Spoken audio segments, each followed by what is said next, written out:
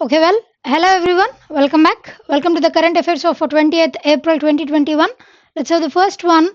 Ganjam Venkata Subbaiah has passed away recently. He was a centenarian writer and lexicographer in which language? What is that language అండి? కన్నడ భాషకి చెందినటువంటి లెక్సికోగ్రాఫర్ అంటే ఎవరు అని అంటే ఎవరైతే డిక్షనరీని తయారు చేస్తారో అలాంటి వ్యక్తుల్ని లెక్సికోగ్రాఫర్స్ అని అంటాం. బేసిక్లీ ఈయన తయారు చేసినటువంటి ఈ డిక్షనరీస్ నియర్లీ కన్నడ లాంగ్వేజ్లోనే 14 డిక్షనరీని ఈయన తయారు చేశారు. అదేవిధంగా దీనితో పాటు క్లిష్ట పదకోశ అన్నటువంటి ఆ డిక్షనరీని కూడా తయారు చేశారు. ఈ డిక్షనరీ వచ్చేసి ఏంటి అంటే జనరల్గా అన్ని పదాలు ఉంటాయి నార్మల్ డిక్షనరీలో. అయితే ఈ క్లిష్ట పదకోశ అన్నటువంటి డిక్షనరీలో కాంప్లెక్స్ వర్డ్స్ని తీసుకొని వాటి గురించినటువంటి డిక్షనరీ ఈయన రచించారు. ఆ విధంగా ఈయన ఫెమిలియర్ లెక్సికోగ్రాఫర్, అదేవిధంగా చాలా కొన్ని న్యూస్ పేపర్స్కి ఎడిటర్గా కూడా పనిచేయడం జరిగింది. దీనితో పాటు ఈయన ఈ లెక్సికోగ్రాఫ్ అసోసియేషన్ దీనికి వైస్ ప్రెసిడెంట్గా కూడా 17 సంవత్సరాల వరకు పనిచేయడం జరిగింది. అదేవిధంగా ఈయన recently because of age old ailments రీసెంట్గా చనిపోయారు. He is from Karnataka. క్లియర్ కదండి? కర్ణాటక సీఎం ఎవరు? It is BS Yediyurappa garu. Right. Next one. See what is India's rank in world's press freedom index 2021? 2021లో మన భారతదేశం యొక్క ప్రెస్ ఫ్రీడమ్ ఇండెక్స్లో ర్యాంక్ ఎంత అని అంటే 142. లాస్ట్ ఇయర్ కూడా ఈ ప్రెస్ ఫ్రీడమ్ ఇండెక్స్లో మన ర్యాంక్ వచ్చేసి 142 అండి. ఈ ప్రెస్ ఫ్రీడమ్ ఇండెక్స్ని ఇచ్చేటువంటి ఈ రిపోర్ట్ని ఇచ్చేటువంటి ఇంటర్నేషనల్ ఆర్గనైజేషన్ ఏది అని అంటే రిపోర్టర్స్ వితౌట్ బార్డర్స్ అన్నటువంటి ఇంటర్నేషనల్ ఆర్గనైజేషన్ ఈ ఇండెక్స్ని ఇవ్వడం జరుగుతుంది. దీని యొక్క హెడ్ క్వార్టర్స్ ఎక్కడున్నాయనంటే those are situated in Paris, France.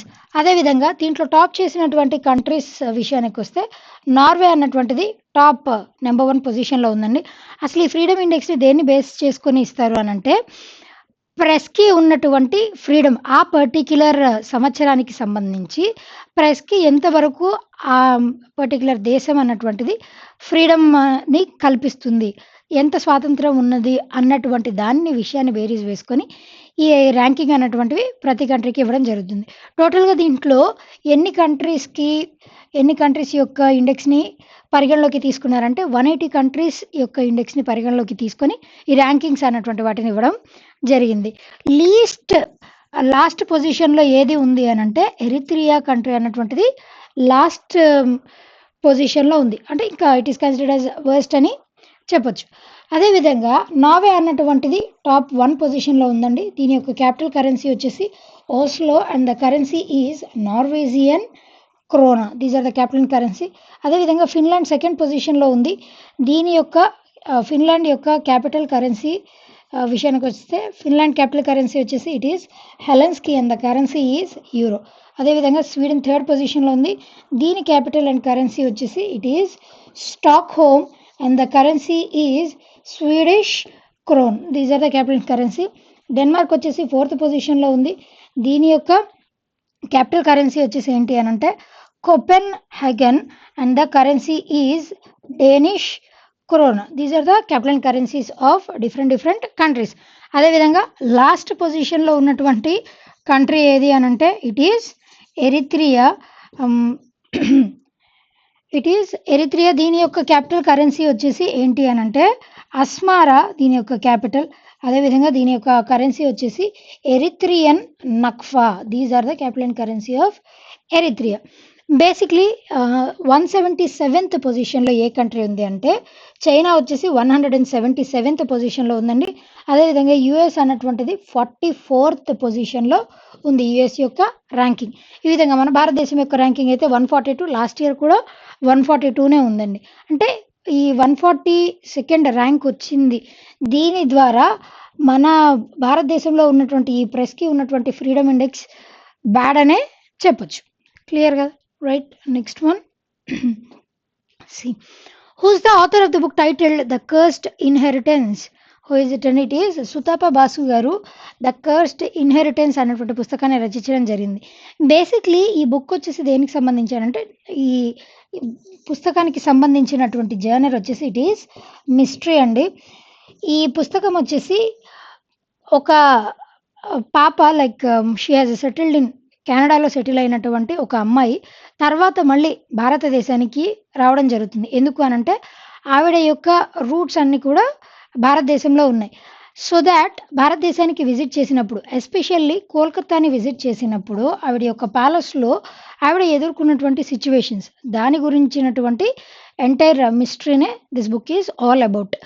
అంటే ఇన్ ఎ సింగిల్ లైన్ ఆ విధంగా మిస్టరీని ఎదుర్కొంటూనే ఆవిడ పాస్ట్ లైఫ్ గురించినటువంటి విషయాలు అంటే వాళ్ళ ఫ్యామిలీ కానీ, అదేవిధంగా వాళ్ళ తరతరాల గురించినటువంటి విషయాలన్నీ కూడా ఆ ప్యాలెస్‌ని విజిట్ చేయడం ద్వారా తెలుసుకుంటుంది.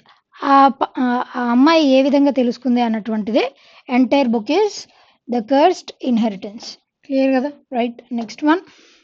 UN Chinese language day is observed globally on ఎప్పుడు సెలబ్రేట్ చేస్తామంటే it is celebrated on 20th April. Basically United Nations organizations విషయానికి వస్తే it was established in the year 1945. అదేవిధంగా దీని యొక్క హెడ్ క్వార్టర్స్ ఎక్కడ ఉన్నాయనంటే those are situated in New York, USA. అదేవిధంగా ప్రస్తుతం దీనికి సెక్రటరీ జనరల్గా ఉన్నటువంటి వ్యక్తి ఎవరు అనంటే యాంటోనియో గ్యూటెరస్ గారు దీనికి సెక్రటరీ జనరల్గా సర్వ్ చేస్తున్నటువంటి వ్యక్తి. అదేవిధంగా యుఎన్ఓకి సంబంధించి యునైటెడ్ నేషన్స్కి సంబంధించి టోటల్గా 6 మెయిన్ ఆర్గాన్స్ అన్నటువంటివి ఉన్నాయి. ఈ మెయిన్ ఆర్గాన్స్ గురించి నేను ఇదివరకు చాలా క్లాసెస్లో ఎక్స్ప్లెయిన్ చేశాను. లైక్ జనరల్ సెక్రటేరియట్, అదేవిధంగా trusteeship council, security council, economic council, international court of justice. ఈ విధంగా టోటల్గా 6 మెయిన్ ఆర్గాన్స్ ఉన్నాయండి ద సెక్రటేరియట్. అదేవిధంగా టోటల్గా అఫీషియల్ లాంగ్వేజెస్ ఎన్ని ఉన్నాయనంటే అఫీషియల్ లాంగ్వేజెస్ కూడా టోటల్ 6 అఫీషియల్ లాంగ్వేజెస్ ఉన్నాయండి. ఆ 6 అఫీషియల్ లాంగ్వేజెస్ ఒక్కొక్క అఫీషియల్ లాంగ్వేజ్ ఒక్కొక్క డే సెలబ్రేట్ చేయడం జరుగుతుంది. ఆ 6 అఫీషియల్ లాంగ్వేజెస్ వచ్చేసి ఏమేమి ఉన్నాయనంటే French, English, Spanish, Russia and Arabic. Chinese లాంగ్వేజ్తో పాటు ఇట్ ఈస్ అరాబిక్. టోటల్గా 6 అఫీషియల్ లాంగ్వేజెస్ ఉన్నాయండి. ఈ 6 అఫీషియల్ లాంగ్వేజెస్ ఒక్కొక్క లాంగ్వేజ్ డే ఒక్కొక్క డేని సెలబ్రేట్ చేయడం జరుగుతుంది. ఆ విధంగా టోటల్గా దీంట్లో పర్మనెంట్ మెంబర్ కంట్రీస్ ఎంతమంది ఉన్నారనంటే 5 పర్మనెంట్ మెంబర్ కంట్రీస్ ఉన్నాయండి. ఆ 5 పర్మనెంట్ మెంబర్ కంట్రీస్ వచ్చేసి China, France, Russia, US and UK. These 5 member countries are permanent member countries. Non permanent member countries వచ్చేసి 10 నాన్ పర్మనెంట్ మెంబర్ కంట్రీస్ ఉన్నాయి. దాంట్లో మన భారతదేశం కూడా ఒక నాన్ పర్మనెంట్ మెంబర్ కంట్రీ.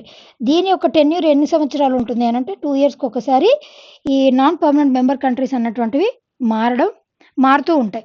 అదేవిధంగా 20th మార్చ్ వేరే ఆప్షన్స్ విషయానికి వస్తే 20th మార్చ్ వచ్చేసి it is celebrated as UN French language day. యుఎన్కి సంబంధించి ఫ్రెంచ్ లాంగ్వేజ్ డేని 20th మార్చ్ సెలబ్రేట్ చేస్తారు. అదేవిధంగా 23rd April వచ్చేసి UN English language day and UN Spanish language day వచ్చేసి 23rd Aprilని సెలబ్రేట్ చేస్తారు. 20th April అయితే చైనీస్ లాంగ్వేజ్. అదేవిధంగా అండ్ 6th June వచ్చేసి UN Russian language day 6th June celebrate చేస్తారు. 18th December వచ్చేసి యుఎన్ అరాబిక్ లాంగ్వేజ్ డే వచ్చేసి it is celebrated on 18th December. These are several other important days that are celebrated regarding United Nations organization. Clear కదండి? Right. Next one. Who has been awarded the prestigious Nelson Mandela World Humanitarian Award 2021. Who is she? She is Rumana Sinha Sehgal గారు 2021కి సంబంధించి Nelson Mandela world humanitarian అవార్డుని సొంతం చేసుకున్నారు. అసలు ఈ award ఎవరికి ఇస్తారు, ఈవిడికి ఈ అవార్డు ఎందుకు ఇవ్వడం జరిగింది అని అంటే ఈవిడ తీసుకొచ్చినటువంటి ఇనిషియేటివ్స్ మేజర్లీ గ్రీన్ ఇనిషియేటివ్స్ని చాలా ఇంట్రడ్యూస్ చేయడం జరిగింది. ఈవిడ ఎంటర్ప్రెన్యూర్గా మారకముందు సాఫ్ట్వేర్ ఇంజనీర్గా ఉండేవారు. తర్వాతి కాలంలో ఎంటర్ప్రెన్యూర్గా ఏ విధంగా మారారు అంటే మన ఎన్వైర్న్మెంట్కి పనికొచ్చేటువంటి విషయాల్ని ఎంకరేజ్ చేస్తూనే వాటికి హాని కలగకుండా ఈ గ్రీన్ ఇనిషియేటివ్స్ని తీసుకొని వచ్చారు. ఆ విధంగా ఆవిడ తీసుకొచ్చినటువంటి గ్రీన్ ఇనిషియేటివ్స్కి అనుగుణంగా ఈ నెల్సన్ మండేలా అవార్డుని ప్రజెంట్ చేశారు. ఇది మాత్రమే కాదండి, లైక్ 2021కి సంబంధించి ఇన్నోవేటివ్ అవార్డుని కూడా ఇన్నోవేటర్ 2021 అవార్డుని కూడా 2021కి సంబంధించి అవార్డుని కూడా సొంతం చేసుకోవడం జరిగింది. దీనికంటే ముందు కూడా చాలా అవార్డ్స్ ఈవిడికి లభించాయి. ఆ విధంగా గ్రీన్ ఇనిషియేటివ్స్లో భాగంగా రుమానా గారికి ఈ అవార్డు లభించింది. అదేవిధంగా అర్లియర్ ఈ Nelson Mandela world humanitarian award Ravi Gaikwad గారికి కూడా లభించింది అర్లియర్. క్లియర్ కదండి? Right. Next one, see who has stepped down as Cuban Communist Party leader, ending his family's 6 decades in power. Who is it? And it is, who is he? He is Raul Castro గారు. Earlier ఈయన క్యూబాకి సంబంధించి communist party లీడర్గా ఉండేవారు. గత 6 decades నుంచి ఈయనే ఉన్నారు. ఇది వరకు కూడా లైక్ ఈయన కంటే ముందు ఈయన ఎల్డర్ బ్రదర్ అయినటువంటి ఫిడెల్ కాస్ట్రో గారు పార్టీ లీడర్గా ఉండేవారు. తర్వాత ఆయన దిగిపోయిన తర్వాత ఈయన కమ్యూనిస్ట్ పార్టీ లీడర్గా ఉన్నారు. అంటే ఈ కాస్ట్రో వీళ్ళ ఫ్యామిలీ వాళ్ళే ఒక్కడి తర్వాత వన్ బై వన్ ఇన్హెరిటెన్స్ ఫామ్లో ఇలా ఒకళ్ళ తర్వాత ఒకళ్ళు కమ్యూనిస్ట్ పార్టీ లీడర్స్గా ఉన్నారు. ఇప్పుడు ప్రస్తుతం దీనిని చేంజ్ చేస్తూ, ఈ ఇన్హెరిటెన్స్ అనేటువంటి కాన్సెప్ట్ని చేంజ్ చేస్తూ ఈయన ప్లేస్లో నెక్స్ట్ యూత్కి అవకాశం ఇచ్చే అవకాశం ఉంది. అదేవిధంగా ఈయన ప్లేస్లో నెక్స్ట్ మిగిల్ డియాజ్ క్యానల్ గారిని నెక్స్ట్ కమ్యూనిస్ట్ పార్టీ ప్రెసిడెంట్గా మ్యాక్సిమం ఆయనే వచ్చే అవకాశాలు ఉన్నాయి.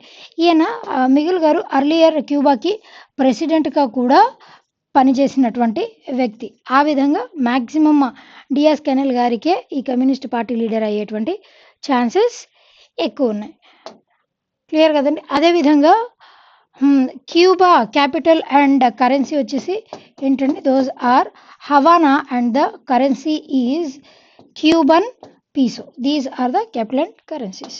క్లియర్ కదా? Right. Next one, so which of the following has developed SpO2 blood oxygen saturation supplemental oxygen delivery system? What is it? It is DRDO, defence research and development organization. దీని యొక్క headquarters ఎక్కడ ఉన్నాయంటే those are situated in New Delhi. దీనికి ప్రస్తుతం చైర్పర్సన్గా ఉన్నటువంటి వ్యక్తి ఎవరు అని అంటే డాక్టర్ జి సతీష్ రెడ్డి గారు ప్రస్తుతం దీనికి చైర్పర్సన్గా ఉన్నారు. అదేవిధంగా defence research and development organization, ఈ ఆర్గనైజేషన్ అన్నటువంటిది మినిస్ట్రీ ఆఫ్ డిఫెన్స్ ఆధ్వర్యంలో ఉంటుంది. ప్రస్తుతం యూనియన్ మినిస్టర్ ఆఫ్ డిఫెన్స్గా ఎవరున్నారండి? ఇట్ ఈస్ రాజ్నాథ్ సింగ్ గారు యూనియన్ మినిస్టర్ ఆఫ్ డిఫెన్స్గా పనిచేస్తున్నారు. అదేవిధంగా ఈ SpO2 అన్నటువంటి దీనివల్ల ఉపయోగం ఏంటి అని అంటే బార్డర్లో ఉండేటువంటి వ్యక్తుల కోసం మేజర్గా దీన్ని డిజైన్ చేయడం జరిగింది. బేసిక్లీ హైపాక్సియా అన్నటువంటి సిచ్యువేషన్స్లో ఈ ఆక్సిజన్, ఈ SpO2 సిలిండర్స్ అన్నటువంటివి పనిచేస్తాయి. హైపాక్సియా అంటే ఏంటి అని అంటే మన బాడీలో మనం ఆక్సిజన్ని ఇన్హేల్ చేస్తాం, అదేవిధంగా కార్బన్ డైఆక్సైడ్ని ఎక్సేల్ చేస్తాం. మనం ఆక్సిజన్ మన టిష్యూస్కి కావలసినంత అందని పరిస్థితిని ఏమంటామనంటే హైపాక్సియా అని అంటాం. ఆ విధంగా అట్లా హైపాక్సియా సిచ్యువేషన్స్లో ఇమీడియట్గా కావాల్సినటువంటి సదుపాయం ఏంటి అని అంటే ఈ SpO2 blood oxygen saturation supplemental oxygen ఇది కావాలి. ఇది దేని ద్వారా సప్లై చేస్తారంటే జనరల్గా ఈ హైపాక్సియా సిచ్యువేషన్ కాకుండా నార్మల్ పరిస్థితుల్లో అయితే ఆక్సిజన్ని అందిస్తే సరిపోతుంది.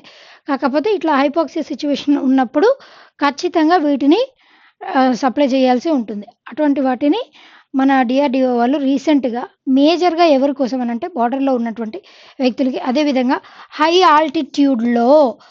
ఆల్టిట్యూడ్లో పనిచేసేటువంటి వ్యక్తులు వీళ్ళ కోసం మేజర్గా డిజైన్ చేయడం జరిగింది. హై ఆల్టిట్యూడ్ వెళ్ళే కొద్దీ కూడా ఆక్సిజన్ లెవెల్ అన్నటువంటివి డ్రాప్ అవుతూ ఉంటాయి. అందుకోసం అని చెప్పేసి మేజర్గా వీళ్ళిద్దరిని దృష్టిలో పెట్టుకొని వీటిని డిజైన్ చేయడం జరిగింది.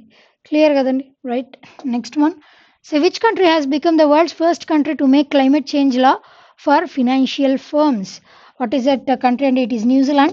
What is the capital and currency of New Zealand? It is Wellington and the currency is New Zealand dollar. These are the capital and currencies.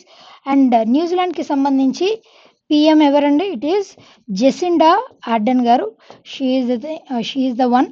Jacinda Ardern garu ప్రస్తుతం న్యూజిలాండ్కి పిఎంగా ఉన్నటువంటి వ్యక్తి. రీసెంట్గా ఈ ఫినాన్షియల్ ఫర్మ్స్కి ఎందుకు ఈ క్లైమేట్ చేంజ్ లాని తీసుకొని రావడం జరిగింది అని అంటే వీటి ద్వారా ఈ ఫినాన్షియల్ ఫర్మ్స్ ద్వారా కార్బన్ అవుట్కమ్ అన్నటువంటిది ఎంత ఎక్కువగా ఉంది అన్నటువంటి దాన్ని దృష్టిలో పెట్టుకొని సపోజ్ ఏదైనా ఫినాన్షియల్ ఫర్మ్ అన్నటువంటిది కార్బన్ ఫుట్ప్రింట్ని ఎక్కువగా రిలీజ్ చేస్తుంది అనుకోండి, అలా ఎందుకు రిలీజ్ చేయాల్సి వచ్చింది అన్నటువంటి కారణాలు ఖచ్చితంగా ఆ న్యూజిలాండ్ కంట్రీకి తెలియజేయాల్సినటువంటి అవసరం ఉంది.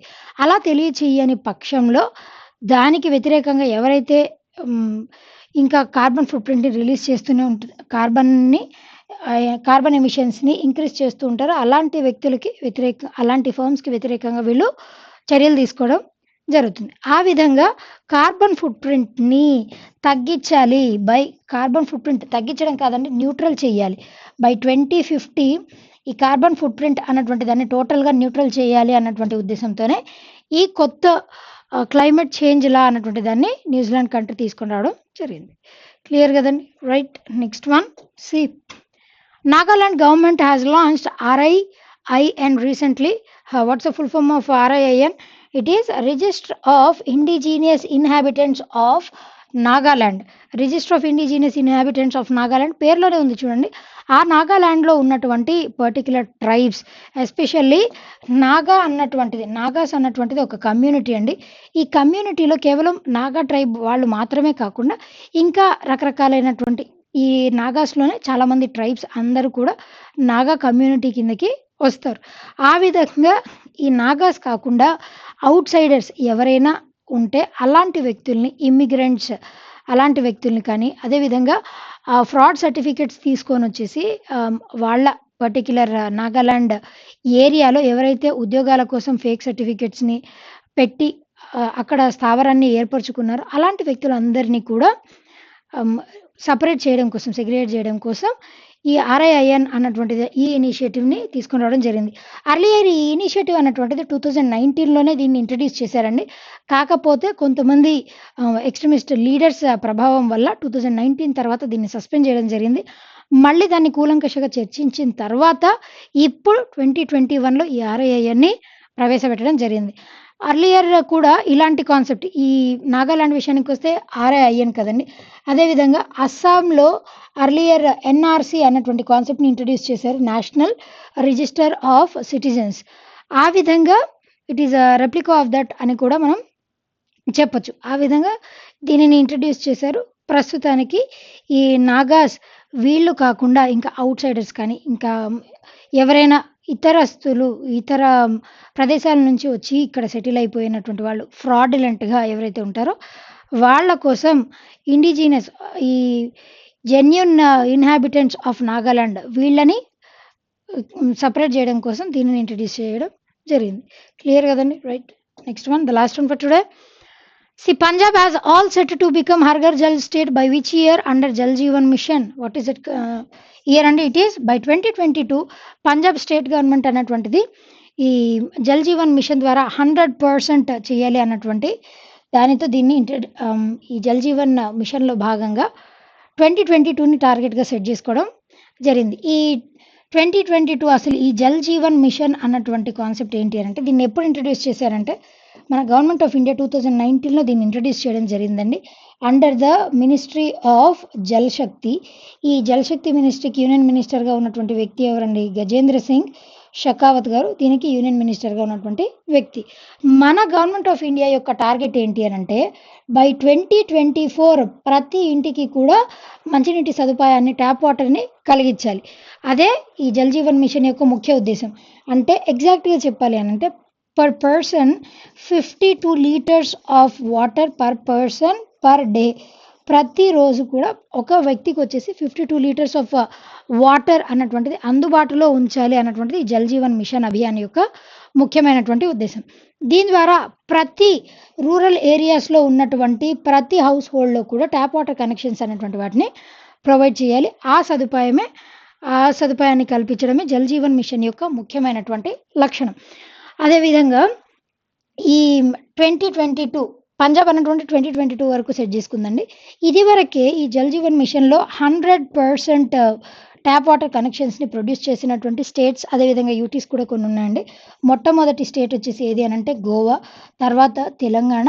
అండ్ యూటీస్ విషయంలో మొట్టమొదటి UT to provide 100% tap water connections under this mission was Andaman and Nicobar Islands. Andaman and Nicobar Islands has become the first UT to provide 100% tap water connections under Jal Jeevan Mission. Next 2022 వరకు achieve అయితే ఇది next Punjab state government అన్నటువంటిది అవుతుంది. ఈ విధంగా దీనికి సంబంధించి అదేవిధంగా సెంటర్, అదేవిధంగా స్టేట్ వీటి యొక్క పర్సంటేజెస్ ఎలా ఉంటాయనంటే Himalayan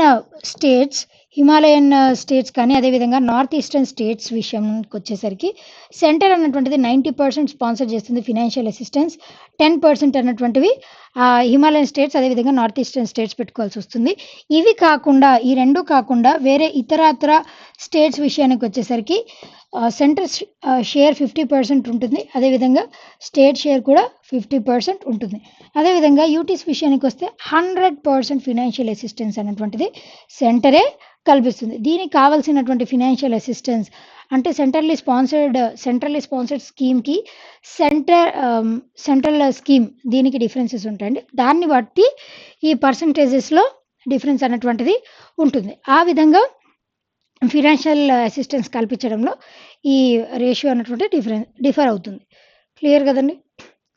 okay, well, that's all for today. We'll be meeting again tomorrow. Until then, be fit, be consistent, and thank you.